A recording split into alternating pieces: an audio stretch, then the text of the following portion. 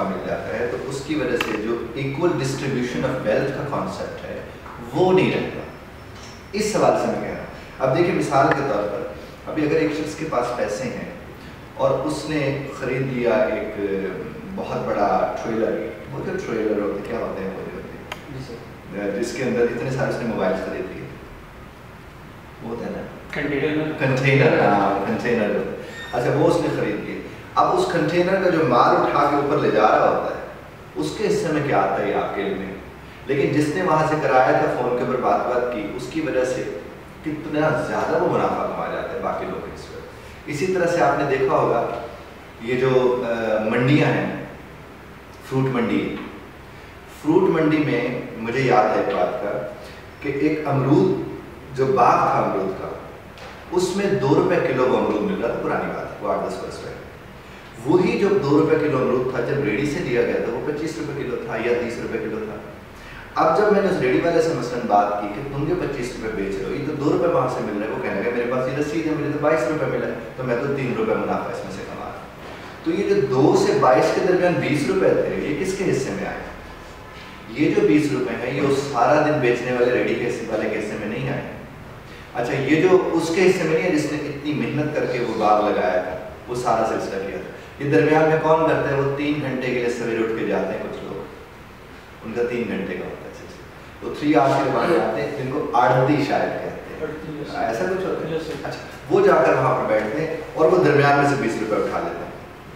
ان کے ساتھ کوئی مقابلہ نہیں ہو سکتا.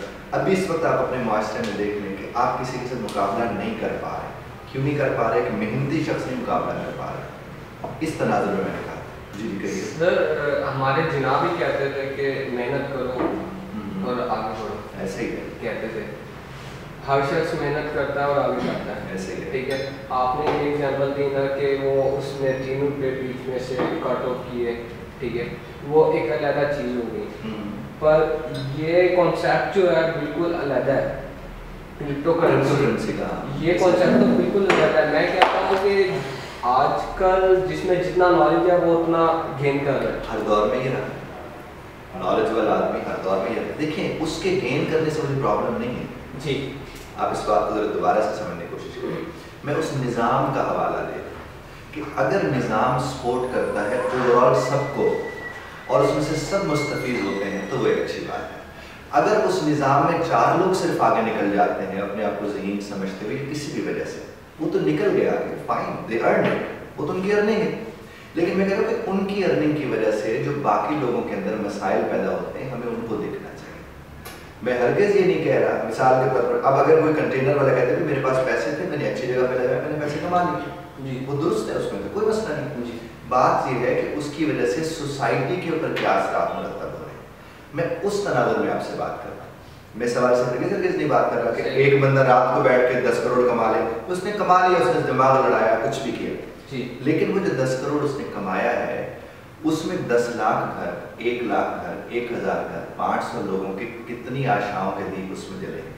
جی ایسے میں ان کے حوالے سے بات کر رہا ہوں. میں اس کے مثلاً آپ کہتے ہیں کہ باقی اگر بندہ 10 گھنٹے کام کرتے ہیں اور اگر 25,000 کماتے ہیں اور میں اگر 1 گھنٹے کے اندر 25,000 کما لیتا ہوں اور میں محنت کر رہا ہوں, ٹھیک, تو آپ کے اس 25,000 پہ نہ میری نظر ہے نہ میں اس کے متعلق کو غلط رائے رکھتا ہوں. میں اس بات کے اوپر رکھتا ہوں کہ وہ نظام کیسا نظام ہے کہ جس میں آپ تو بیٹھ کے 2 گھنٹے میں 25,000 کما کے دوسرے لوگوں کے دماغوں کو خراب کر سکتے ہیں. جو باقی 10 گھنٹے کام کرنے والے وہ کہاں پر جائیں گے؟ اس میں آپ کہیں گے کہ وہ 10 گھنٹے کام کرنے والے جو لوگ ہیں انہیں بھی اسی طرح کا کام کرنا چاہیے جس طرح کا میں کر رہا ہوں. میں ان کو روک تھوڑی آؤں.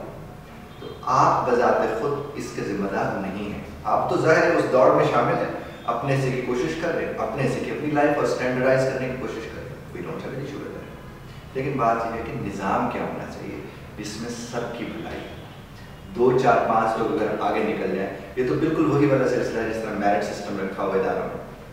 وہ کیا کرتے ہیں, وہ داخلے اس کو دیتے جو پڑھنے والا ہوتا ہے. اس سے زیادہ تکلیف دہ بات کوئی ہو سکتی ہے کہ اصل میں ادارے کی ضرورت کس کو ہے؟ جو نہیں پڑھتا ہے, جو علم میں دلچسپی نہیں رکھتا ہے, جو سیکھنا نہیں چاہتا, جو سمجھنا نہیں چاہتا. ادارے کی ضرورت تو اس کو ہے. اور یہاں ادارہ کہتا ہے کہ وہ جو نہیں سیکھنا چاہتا, وہ جو نہیں پڑھنا چاہتا, وہ جس کے مارکس اچھے نہیں آئے, وہ جو نکما ہے, وہ جو جاہل ہے, ہم اس کو داخلہ نہیں دیں گے. اچھے طالب علم کو تو ادارے کی ضرورت نہیں ہوتی. ہاں ادارے کو اس کی ضرورت ضرور ہوتی ہے کہ کل کو اپنے نشان کو بورڈ لگا سکیں کہ اس نے ٹاپ کیا ہے, اس نے اتنے نمبر لیے. تو بنیادی طور پر ہمیں کس کے لیے سوچنا ہے؟ ان لوگوں کے لیے سوچنا ہے جو اس طرح نہیں بڑھ پاتے. اب مثال کے طور پر آپ کے سامنے آپ کے پاس ایک چیز ہے جس کے ذریعے آپ بہت تھوڑے وقت میں اچھا کما سکتے ہیں, تو آپ کی کوشش کیا ہونی چاہیے کہ اور میرے کون سے ایسے دوست ہیں جس کو میں ان میں شامل کر کے ان کی زندگیاں بھی بہتر ہوں, ان کے گھر بھی بہتر ہوں. آپ اپنے طور پر یہ کر سکتے ہیں. نظام حکومتیں بناتی ہیں, نظام بڑے بڑے لوگ کو بیٹھ کے بناتے ہیں, نظام دنیا بناتی ہوتی ہے. ہم تو اپنے سے بھی جھاڑو لگا سکتے ہیں. اب اس کا مطلب یہ نہیں کہ اگر میں 25,000 روپے ایک گھنٹے کا کما لیتا ہوں تو میں اس کے بعد کیا کہوں کہ کوئی اور نہ کمائے, یا میں کہوں میں کہ 25,000 کما رہا ہے میں بھی یہ چھوڑتا ہوں اور میں بھی مزدوری کرتا ہوں. ایسا تو نہیں.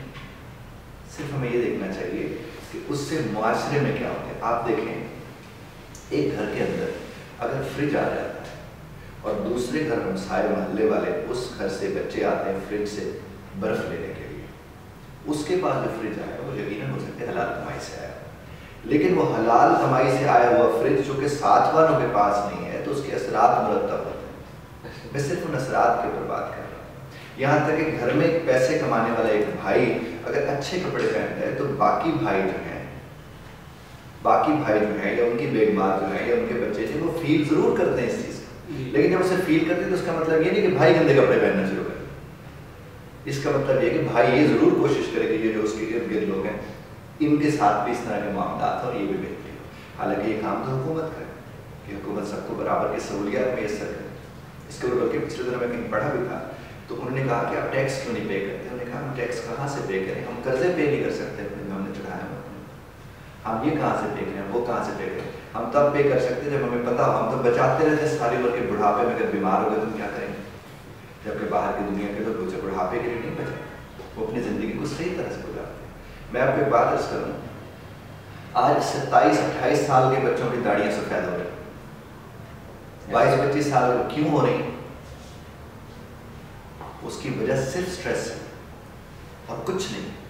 وہ سٹریس اتنا زیادہ لے رہے ہیں, معاشرے میں سٹریس اتنا زیادہ ہے, اور وہ سٹریس ہے کس کی چیز کی, بڑی سی چیز کی وجہ. بارش میں بھیگتا ہوا ایک شخص مشکل سے کہیں سے شاپنگ ایپ لے کے وہ آفس پہنچتا ہے دیر سے, تو اس کے اوپر وہ والا باس چیخ رہا ہوتا ہے جو کہ اپنی گیرج کے اندر بیٹھا تھا گاڑی میں, جس نے اپنے آپ کو بھیگنے نہیں دیا اور اس نے آ کر.